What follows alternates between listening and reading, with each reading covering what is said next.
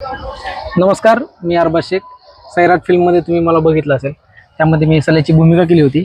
आज कोपरगाव शिर्डी या भागात येणं झालं आणि खूप काळापासून आमचे बंधू आदिनाथजी ढाकणे साहेब यांना भेटायचा योग राहत होता, कारण त्यांचं काम तसं आहे, त्यांना भेटायचं होतं.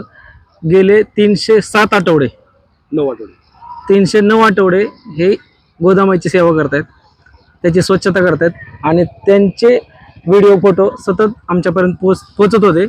आणि आज म्हणलं चला त्यांना भेट देऊ.